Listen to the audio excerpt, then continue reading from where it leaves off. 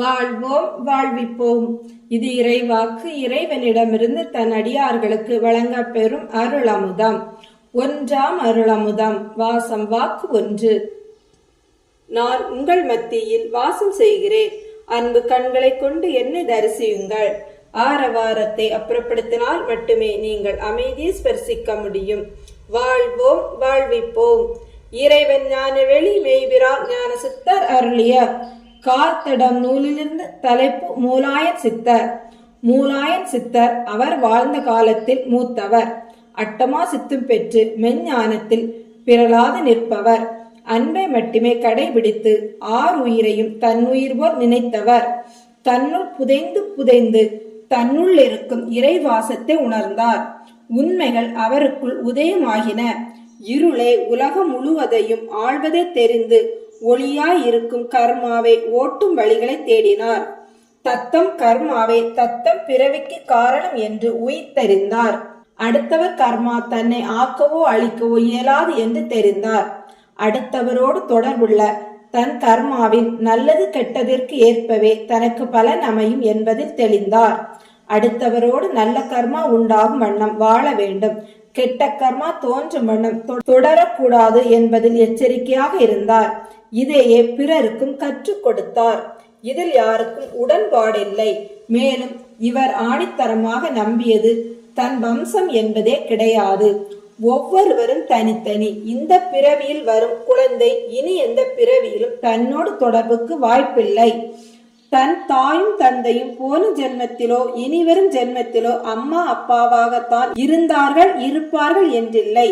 அதெல்லாம் விட போன ஜென்மத்திலும் தான் மனிதனாகவே இருந்தேன், இனியும் மனிதனாகவே இருப்பேன் என்பதும் இல்லை.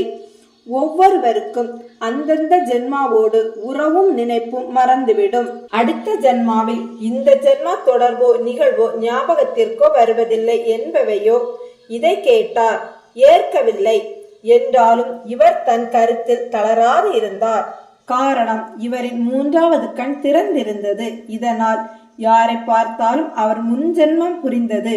முக்காலம் தெரிந்ததால் இந்த ஜென்மாவில் இருப்பவர்கள் போன ஜென்மாவில் யார் என்றும் புரிந்தது. இந்த கர்ம விதியை உணராதவரை யாருக்கும் கர்ம விடுதலை கிடைப்பது இல்லை என்பதில் தீர்மானமாக இருந்தார். மூலாயனின் கோட்பாட்டில் மற்றவர்களுக்கு உடன்பாடில்லை.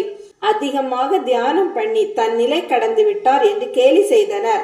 மூலாயனின் ஆற்றலுக்கு நினைத்த மாத்திரத்தில் அவர்களை அழிக்கவோ பாடம் புகட்டவோ அவரால் முடியும்.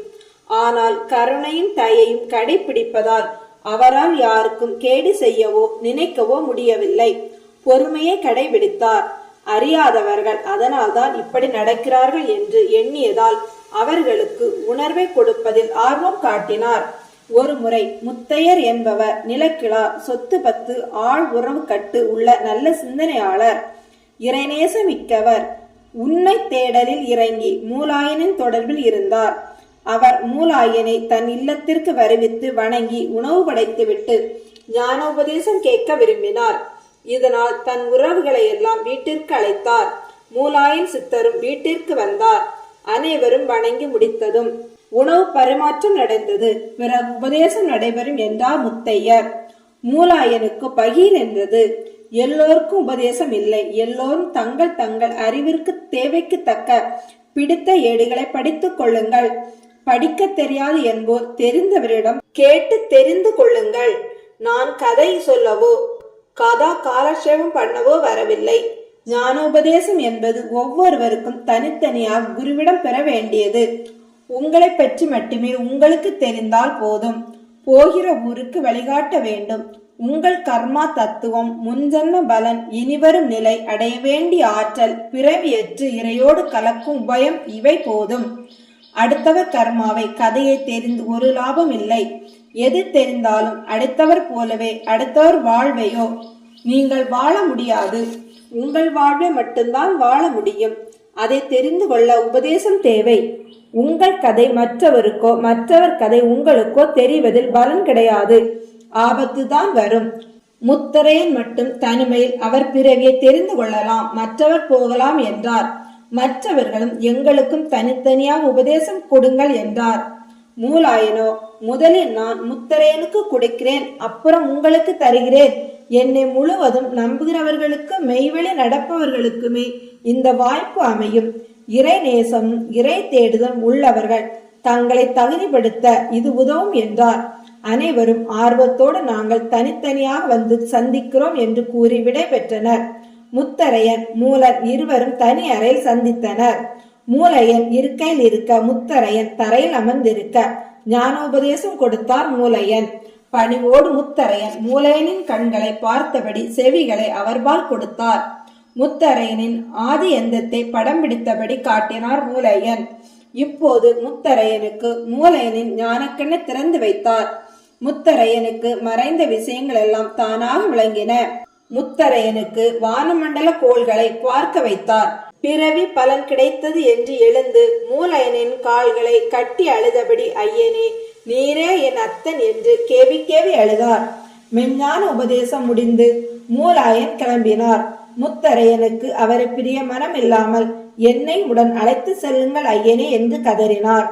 மூலையனோ, உன் கர்மாவை நீ கழித்தால்தான் மண்ணை தாண்ட முடியும். அதுவரை பொறுமையாக இரு. புது கர்மா வராமல் பார்த்துக்கொள். மற்றவர்களுக்கு முடிந்த ஞான தொண்டை செய் என்று கூறிவிட்டு விடை பெற்றார். முத்தரையன் குடும்பத்தாருக்கு அவரின் நடவடிக்கைகள் வித்தியாசமாக இருந்தன.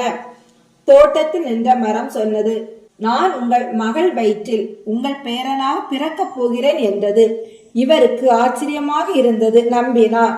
மூலையன் தன் கண்ணை திறந்ததன் பலன் மரம் பேசுவதும் தன் பேரனாக வந்து பிறக்கப் போவதும் தெரிகிறது என்று உணர்ந்தார். 4 கொக்குகளை வேட்டைக்காரன் பிடித்து கொண்டு செல்வதை பார்த்தார். அதில் ஒரு கொக்கு தன் முன்ஜென்மாவில் தனக்கு அம்மாவாக இருந்தது நினைவு வந்தது. உடனே வேட்டைக்காரரிடம் அந்த 4 கொக்குகளையும் விலை பேசி பெற்றார். அவை சாவு நிலையில் இருந்து தப்பிக்க விட்டார். தோட்டத்து விலையில் இருந்து ஒரு நாகம் எட்டி பார்த்து சீறியது. முத்தரையருடன் இருந்தவர்கள் அதை தடியால் அடிக்க போகும்போது அதை பார்த்த முத்தரையருக்கு ஏதோ ஒரு ஜென்மாவில் அது தனக்கு தந்தையாக பிறந்து தன்னை வளர்த்தது புரிந்தது. அப்படியே ஆடி போய்விட்டார். பாம்பா இருக்கும் அதற்கு என்ன தெரியும்? மனிதனாக இருந்துதானே 6 அறிவை வைத்துக் கொண்டு இவையெல்லாம் உணராமல் போய்விட்டேனே என்று துடித்து, இப்போதாவது தன் கண்களை திறக்க குரு கிடைத்தாரே என்று எண்ணி மூலையனை மனதார போற்றினார். பாம்பை விட்டுவிட சொன்னார். பாம்பு மீண்டும் வலைக்குள் புகுந்து கொண்டது. ஒரு நாள் இரவு நல்ல மழை இடியுடன் மின்னல் தாக்க இவர் தோட்டத்தில் இருந்த சில மரங்கள் மழையால் முறிந்து விழுந்தன. மறுநாள் தோட்டத்தில் சென்று பார்த்த முத்தரையருக்கு அவருடன் பேசிய பேரை குழந்தை மரம் முறிந்து விழுந்தது தெரிந்தது. அவர் சிந்தனை பேரை குழந்தை மீது ஓடியது. 9வது மாதம் முடியும் தருவாயில் தன் மகள் பேர குழந்தை பெற்றாள். வானத்தை பார்த்தார். ஞானவான் பிறந்திருக்கிறதாக நட்சத்திரம் பேசியது அனுஷம். முத்தரையருக்கு அதிசயம் பிடிபடவில்லை. இவ்வளவு அதிசயங்களுக்கு மத்தியில் மனிதன் வாழ்ந்து கொண்டு என்ன அதிசயத்தை தேடுகிறான் என்று யோசித்தார். நடந்தது, நடப்பது, நடக்கப் போவது 3 காலத்து நிகழ்வை தெரிய வாய்ப்பிருந்தும் கண்ணை மூடிக்கொண்டு வாழ்கிறானே மனிதன் என விரும்பினார்.